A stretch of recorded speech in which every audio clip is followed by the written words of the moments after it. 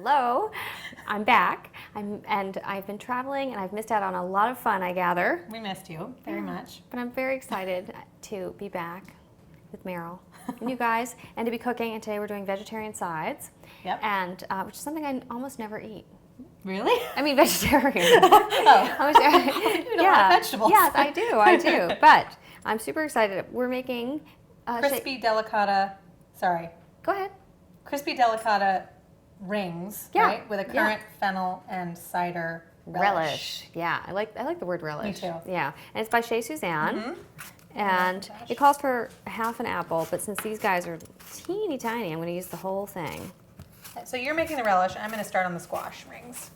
So this is a delicata squash, which, as Chez Suzanne mentions, has a super thin skin, so you can actually eat the skin. We're going to just cut it into rings, take the seeds out, and then you can just eat the whole thing. Isn't that so pretty? Delicata has a really sort of delicate color, squash color to it. It's a little more pale than butternut squash. I think that's why they call it delicata. I wonder. It could be. Or it could be its delicate flavor, or both. Yeah. We're supposed to do tiny dice, and that is some incredibly uneven tiny dice for you. And actually, Chez Suzanne says that she got the idea for this recipe from a local hot restaurant, but she doesn't say which one. I'm very curious. Oh, interesting. To cut fennel into dice, I just treat it like you do an onion. Which is so brilliant. I had never seen you do that until yesterday. I'm like an onion, just layers. So many layers. So many layers. So I cut it like that, so I don't cut all the way through. There you go. Lots of little cubes. So I got this little pan. This is my kind of step. I like that you kind of just dump everything into the pan. Mm-hmm. And here are some Zante currants and some apple cider, some apple jack. And then you bring it to a boil, and then you simmer it over medium-low heat. You want to reduce the apple cider until it's kind of comes together as like a loose syrup. Loose syrup, yeah. And if you want, you can clean off the seeds, get rid of the pulp, and then roast them. I think Chez Suzanne suggests roasting them with a little cayenne, maybe. And you can use them as a garnish if you'd like. So pretty. I know. I'm going to salt these just lightly on each side, and we're going to let them sit for about 30 minutes, and this is going to help take some of the moisture out of them. And since we're going to be shallow frying these in oil, it's a good thing, because otherwise you get tons of splatters as you fry them. So our squash has been sitting for half an hour. And saltified. It's saltifying. So we're going to put it on paper towels. There we go. So you want to definitely dry it off as much as possible, because we're about to fry them and you don't want splatters. Chez Suzanne says to just coat the bottom of the pan with oil. I've met Chez Suzanne. You have? She's lovely. I forgot. She seems lovely. She's lovely. She's also been very busy on food pickle. Yes.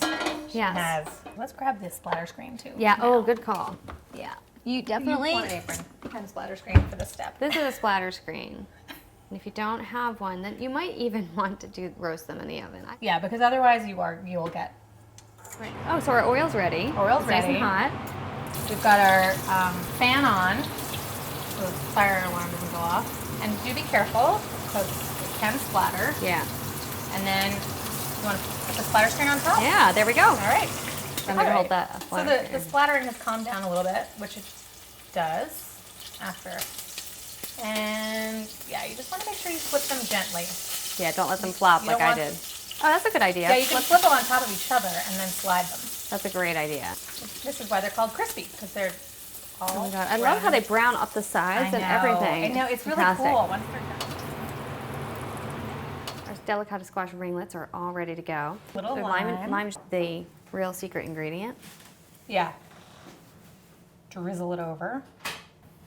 Then the lime zest, which is not only fragrant but beautiful. Yeah, the lime just really sharpens things up. It does. Which is good, because we got a lot of sweet in here. Yeah. And then you just want to kind of like flick this around. This is it has like a little bit of juices, but you don't want to like drown it in juices because you want to keep the squash nice and crisp. Mm-hmm. Thank you so much. I'm going to try and pick up some of the relish. The goodies, the good stuffies. The good stuffies. Oh my gosh. See, the other thing I also love about this dish is that on Thanksgiving, everything is often kind of like fills up its dish. Anyway, and this has nice little rings, which are so cute. So Amanda had to duck out for a phone call, but I just wanted to thank you, Chez Suzanne, for such a great recipe.